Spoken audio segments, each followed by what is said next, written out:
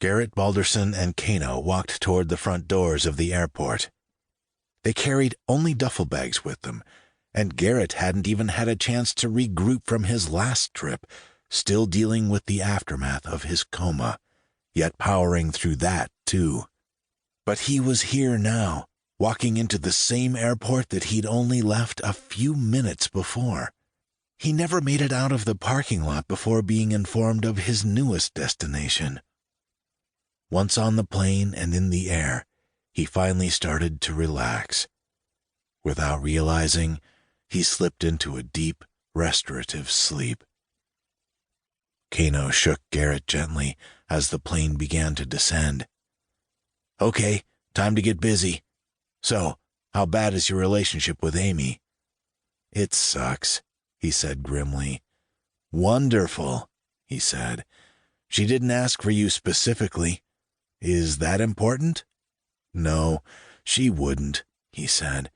"Not unless it was a dire emergency." "Well, with your brother missing, it potentially is."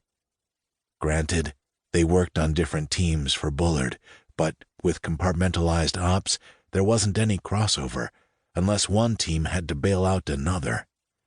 Garret didn't respond because he, Amy, and his brother, Greg, had all been caught up in a nasty triangle that ended with Garret being the odd man out, once he discovered his fiancée was having an affair with his brother. As far as he knew, his relationship with Greg was still strong, but maybe not. Maybe Garret just used that as a way to keep his mind clear and to help his heart disengage. As they walked out into the hazy, rainy day, Garret stopped and sighed. "I wonder if London has ever once looked sunny with clear skies." "Not any time that I've landed here," Kano replied. "Come on, let's grab a rental." "Isn't it already arranged?" "Supposedly, but waiting on confirmation as my messages download. We seem to be having some network trouble since we landed."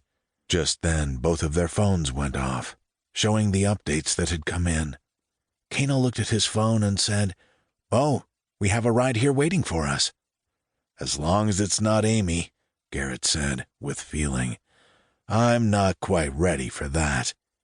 "Maybe not," he said. "Charles sent a car." Garret stopped, looked at him, and said, "Charles? How did that work out? Are we staying with him?" Kano shrugged. "Potentially. Have no idea as yet." "That means MI6 is already aware that we're here," Garret said. "No surprise there," Kano said. "I'm sure they flagged us as soon as we came through security." "And yet no need for them to know," he said. "Doesn't matter that there is or isn't.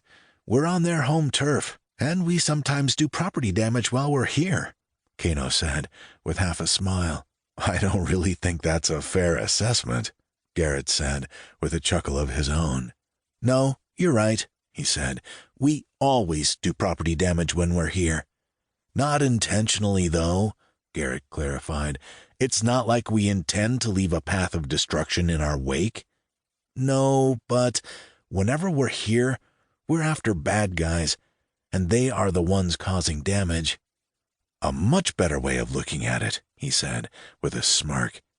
When they made their way outside, they saw a black luxury car waiting, its driver leaning against the door, his arms crossed.